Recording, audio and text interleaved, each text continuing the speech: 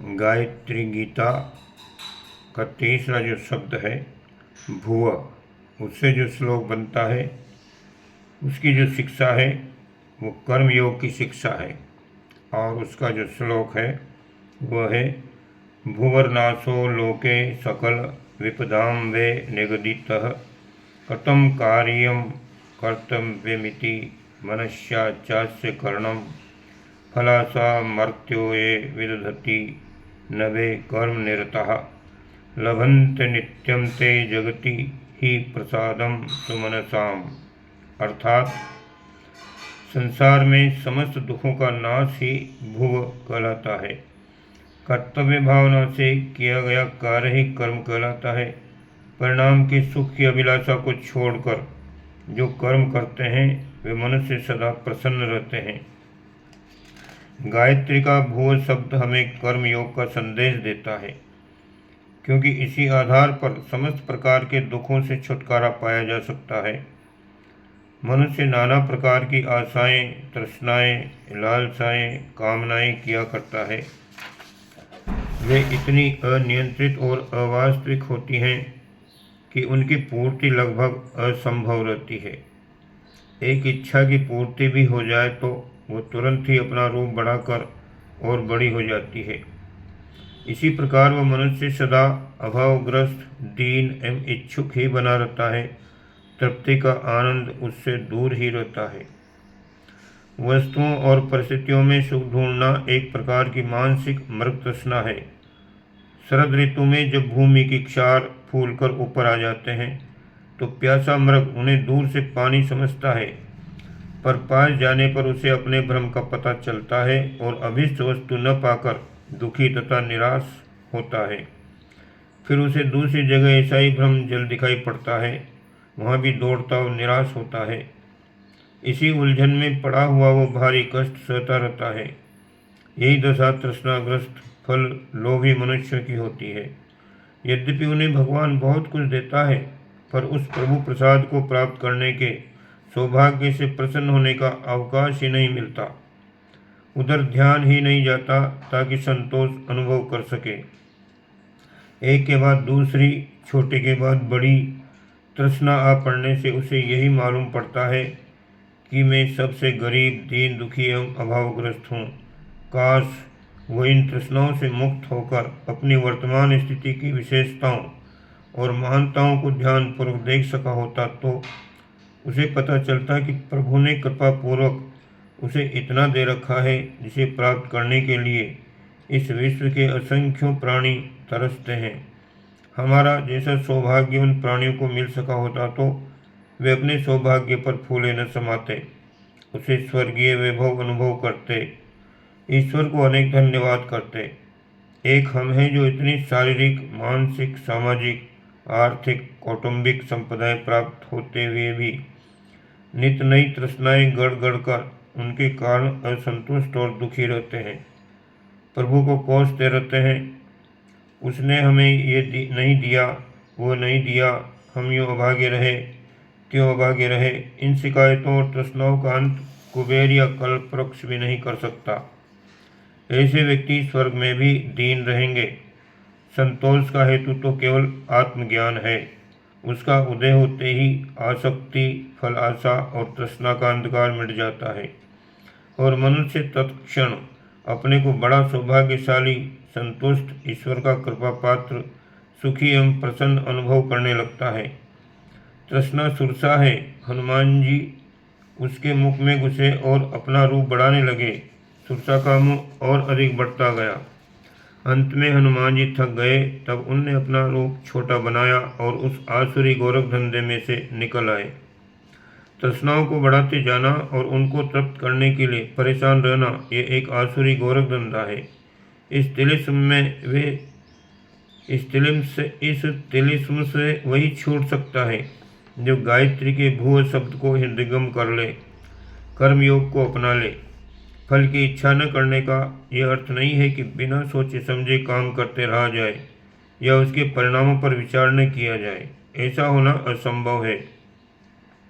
उद्देश्य की प्राप्ति के लिए कार्य किए जाते हैं, बिना उद्देश्य की क्रिया कौन करेगा। आत्मोन्नति, आत्मसुख, आत्मानंद मनुष्य का उद्देश्य है। जीवन यात्रा को चलाते हुए आनंद लाभ करने के उद्देश्य से कर्म किए जाते हैं। ये उद्देश्य या फल स्पष्ट है। विवेक पूर्वक दूरदर्शिता के साथ क्रमबद्ध योजना बनाकर अपना कार्यक्रम निर्धारित कर लेना चाहिए और उस योजना को पूरा करने के लिए उत्साह और परिश्रम पूर्वक कार्य रूप में जुट जाना चाहिए। मन को क्रिया में प्रवृत्त रखना, अपनी कर्तव्य परायणता में कस लेना, कार्य प्रणाली को उत्तम उच्च कोटि की बनाने में संलग्न रखना कर्म योग है और कार्य प्रणाली में कम ध्यान देकर मन को भविष्य के लाभों में सेक छिल्ली की तरह लगाए रहना आसक्ति या फल आशा है। आसक्ति परायणता में दोष यह है कि मन नित नए मन मोदक बनाता और उसके लिए ललचाता रहता है, लड्डू बिगाड़ता और बर्फी बनाता है। उसके मन में नाना प्रकार की कामनाएं उठती रहती हैं, जिनके कारण कार्यक्रमों को रोज रोज बदलना पड़ता है। फलस्वरूप उनका कोई भी काम पूरा नहीं हो पाता और सभी मनोरथ अधूरे रहते हैं। इसके अतिरिक्त कार्य का परिणाम वही हो जो चाहा गया है, इस बात का भी कोई निश्चय नहीं है। अनेक बार अच्छे प्रयत्न भी प्रारब्ध या अज्ञात कारणों से निष्फल चले जाते हैं। उस असफलता में उन व्यक्तियों को जो बड़ी बड़ी आशाएं बांधे बैठे थे भारी आघात लगता है और उसका हृदय टूट जाता है। ऐसे ही लोग असफलताओं के अवसरों पर आत्महत्या जैसे भयंकर कर्म करते देखे जाते हैं। आगे बढ़ना, उन्नति करना, अधिक उत्तम स्थिति प्राप्त करना, ऊपर उठना, विकसित होना जीव का स्वाभाविक धर्म है। इस धर्म कर्तव्य को पालन किए बिना कोई प्राणी चैन से नहीं बैठता। जो इस दिशा में प्रयत्न नहीं कर रहा है, उसकी आत्मा हर घड़ी उसको कचोटती रहेगी और वो मंद आत्महत्या का कष्ट सदाई भोगता रहेगा। इसलिए लोभ और तृष्णा से प्रेरित होकर नहीं, आत्मधर्म को पालन करने के लिए हमें अपनी शारीरिक, मानसिक, आर्थिक, सामाजिक एवं आत्मिक उन्नति करने के लिए निरंतर प्रयत्नशील रहना चाहिए। कर्तव्य के लिए पूरी शक्ति, पूरी दिलचस्पी और पूरी सावधानी से तत्परता पूर्वक लगे रहना कर्मयोग है। कर्मयोगी के आनंद का केंद्र उसकी क्रिया प्रणाली होती है। वो अपने सत प्रयत्नों में हर घड़ी आत्मसम्मान और आत्मसंतोष का रसास्वादन करता है। तृष्णातुर लोग बड़े बड़े मनसूबे बांधते हैं, बड़ी बड़ी आशाएं लगाते हैं। सफलता मिलने पर जो मधुर फल मिलेंगे उनके लिए लाल टपकाते रहते हैं। मन की प्रवृत्ति फलाशा में इतनी अधिक लगी रहती है कि क्रिया प्रणाली पर सोचने का उन्हें अवकाश ही नहीं मिलता। कामी लोग विषय वासना के उन्माद में अंधे हो जाते हैं और अपना स्वास्थ्य, धन, यश आदि सब गंवा बैठते हैं। लोभी लोग धूर्तों द्वारा प्रलोभन दिखाकर बुरी तरह ठगे जाते हैं। कारण स्पष्ट है कि फल आशा का प्रलोभन उनके सामने इतना जबरदस्त होता है कि उसके तूफान में बेचारा विवेक सूखे पत्ते की तरह उड़ जाता है और मनुष्य अंधा होकर क्रिया प्रणाली के औचित्य को भुलाकर मनमानी करने लगता है और जब वे मनोरथ पूरे नहीं होते तो वे बेहतर निराश होता है। अपनी निराशा का, असफलता का कोप वो साथियों, मित्रों, दुनिया वालों, देवताओं, दुर्दिनों आदि जो भी सामने दिखाई पड़ते हैं उन्हीं पर थोप देता है। ऐसे लोग जो बड़े बड़े मनोरथ करते रहते हैं प्राय दुखी, निराश, असंतुष्ट, असफल एवं अशांत देखे जाते हैं। कामनाएं उनके लिए बंधन रूप हो जाती है और वे एक मानसिक बीमारी अपने ऊपर अकारण ही लाद लेते हैं। इसलिए गायत्री के भुव शब्द का आदेश है कि हम कर्मयोगी बने, बुद्धिमता, दूरदर्शिता और विवेक पूर्वक ये निर्णय करें कि हमें सत्परिणाम के लिए, जीवन विकास के लिए क्या करना है। जो करना हो उसमें तत्परता पूर्वक जुट जाएं। जैसे विद्यार्थी वार्षिक परीक्षा के बाद ही उत्तीर्ण घोषित किया जाता है, पर वर्ष भर में प्रत्येक दिन वह इस उत्तीर्णता का एक एक अंश संग्रह करता रहा है और अंत में जब वह संग्रह अभिष्ट मात्रा में इकट्ठा हो गया तो वह उत्तीर्ण घोषित कर दिया गया। इसी प्रकार क्रियाशीलता का प्रत्येक अंश सफलता का एक भाग है। हर रोज जितना प्रयत्न किया जाता है, अभिष्ट उद्देश्य की सफलता का उतना ही अंश प्रतिदिन प्राप्त होता चलता है।